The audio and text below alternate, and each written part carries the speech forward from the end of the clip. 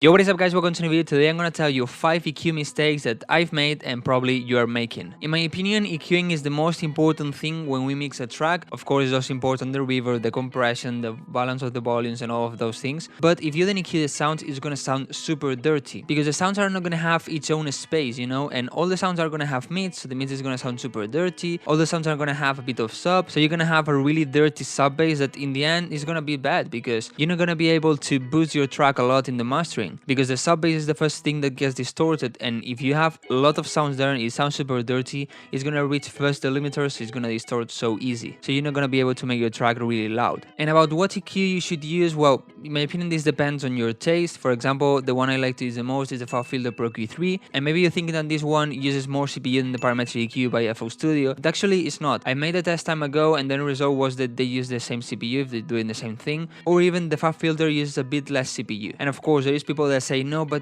use this EQ to make the vocals a bit brighter, it's gonna sound a bit better, and this one to clean more the mids and so. But in the end, nobody's gonna really realize what EQ is, you know, and probably you don't even hear a difference, so just use the one you prefer. And if you're thinking what the hell is this and what the hell is this, yeah, I have styes again and they don't leave me alone. And as we have the coronavirus thing, I can go to the hospital to take them out, and well, just that.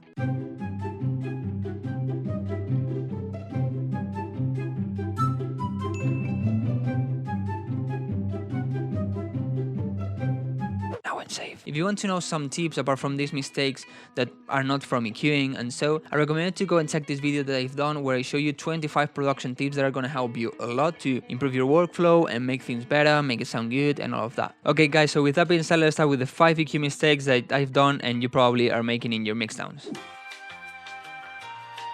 The first mistake, and is the most common one, is not cutting the lows. You need to cut the lows of everything that is not the kick and the sub bass. This is a rule over repeated. But I see people that is not doing it. And I know this because sometimes I mix tracks from you and I see that you didn't cut the lows of leads, of basses, of other sounds. And in the end, it's gonna sound so bad. Because as I said a lot of times, if you have a little bit of bass on the leads, a little bit on the chords, a little bit on the bass line, a little bit on the claps, a little bit on the snare, and so in the end you're gonna have a lot of sub bass that is gonna interfere with the kick and the sub bass, and you don't want this. And by cutting the lows, I mean from 100 Hz, 120 Hz below. So just open an EQ and cut it. Sometimes even hi-hats or rides have a bit of sub bass, and you don't want it, so just cut it. And also on leads, you know, just make sure that you don't have any sub bass, anything below 100 Hz, 120 Hz, and this way your sub bass is gonna sound a lot better. And in the end, as I said before, your mastering is gonna be better because you're gonna be able to boost a bit more the track and make it sound louder.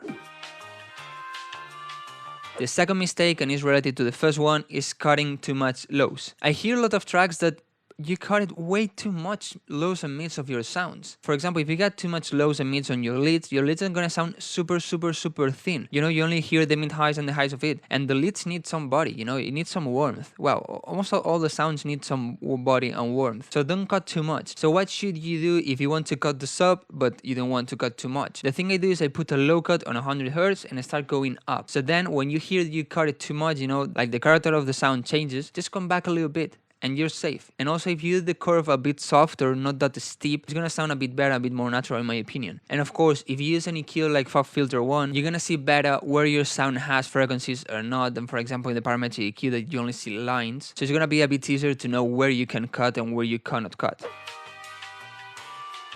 The mistake number 3, and is also related to cut, is not high cutting sounds. I hear a lot of tracks from you where you didn't high cut any sound at all, and in the end you have way too many highs. You also need to cut the highs, you know, of some sounds. For example, let's say that you have a bass line. Why do you want the top end of the bass line? You don't really want it. And well, instead of having a really steep high cut, what I recommend to do is maybe from 1000 Hz to 3000 Hz, start reducing slowly, you know, with a soft curve on the bass line. So this way you're gonna have more space for the leads, for the chords and the high sounds. And also you need to high cut some leads. Yeah, I said leads. There are some lead sounds that are really aggressive and kind of dry, distorted, where the highs are really bad. They are really annoying to our ears. So just high cut it. I'm not saying like high cut from 5000 Hz, you know, but maybe from 15,000, 16,000, do a bit of high cut, you know, maybe just 12 dBs per octave, 18 dBs per octave, not too steep. And by reducing those frequencies, it's gonna sound a lot better and it's gonna be more pleasing to your ears. And maybe you're thinking, but if I high cut the leads, I'm not gonna have anything there. You're gonna have, because for example, if you have chords, the chord sounds most of the times are kind of soft. The highs of them are not annoying, so you're gonna have those highs, but also you're gonna have rides. You're gonna have maybe a white noise in the back, so you're gonna cover that space, so don't worry. And also here comes a tip: if you want some leads where you feel and you hear a lot the reverb, I realized that by high cutting a little bit them, you're gonna feel more this reverb and it's gonna give more space to them. Maybe from 16,000 hertz, something like that, just a small high cut, and it's gonna help a lot. Mistake number 4 is only EQing in solo. And wait, I'm not saying you never need to EQ in solo, okay? There's people out there that says this, that you always need to EQ with the mix sound. I'm not saying this, because in my opinion, this is not good. What I do is I first EQ in solo, and then I EQ with the track. And why do you need to do this? Because let's say that you have a breakdown where you have a piano, a pad, and a vocal. So you EQ your piano, now it sounds good. You EQ your pad in solo, now it sounds good. You EQ your vocals in solo, now it sounds good. You put them 3 together, and it sounds bad. Why? Because they share some frequencies. For example, in the mid-lows, you're going to have the piano and the pad sharing some frequencies, so probably they're going to be clashing. And in the mid-highs, you're going to have the vocals, the piano, and the pads, so they're going to be clashing. So what I recommend you to do, the thing I do is first I EQ things in solo, so I have a good starting point. I EQ the piano until it sounds good, so I know from here it's going to sound good. And then I EQ it with the track, so you can edit the EQ you made, or what I do is add another EQ plugin. So this way I have a good starting point of the piano, and then I realize that maybe I need to reduce a bit on the mid-lows to give a bit more space to the pads, or the opposite way, and I have to reduce a bit on the mid-highs of the pads and the piano to give more space to the vocals, and so. But at least you have a good starting point of the sound. For example, if you check some of my walkthroughs, maybe you hear some sounds that by itself they sound kind of bad, but then in the mix sounds good because of this, because there are other sounds that are covering those frequencies that I had to reduce on those sounds that sound bad.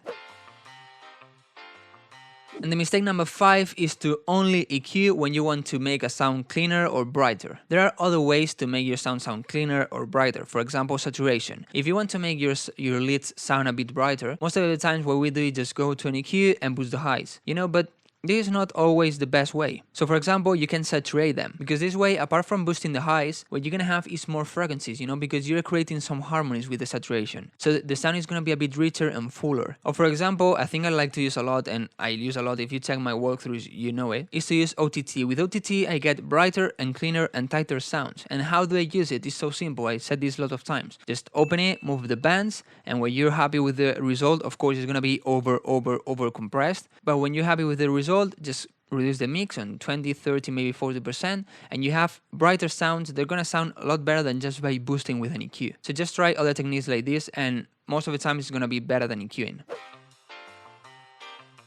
And here comes a bonus tip for you. I realized that most of the times I reduce in a lot of sounds in an area of 1000, 3000, maybe 4000 hertz, and it's because if the sound has a lot of strength in that area, it's gonna sound a bit nasal, so I end up by reducing it. Of course, you need to take care about this, because if you reduce too much in all of the sounds, in the end your mix is gonna sound weird, because it's like you're gonna have the mids and the highs, but you're not gonna have anything there, so it's gonna sound super weird. But sometimes it's good to reduce maybe 1, maybe 2 dBs there in some sounds, so just try it, but as I said, be really careful with it. If you want to know, most of the times I do this in leads, in chords, in pianos, and well, those are the main sounds where I do it. But also there are other sounds that sometimes I do it depending on the sound, of course. So well guys, these are the 5 EQ mistakes that I've done and you probably are making, and also a bonus tip. So if you know any mistakes that we all are making and are not like the common ones, and so leave it down below in the comments. I would love to read them, and this way you're helping others. Don't forget to leave a like, because it's free for you, and it's the way you can support me a lot and help this channel to grow and all of that. And share this video to other producers that maybe you think is going to be helpful to them. Don't forget to subscribe so you don't miss anything. Thank you for watching guys, and see you in the next video.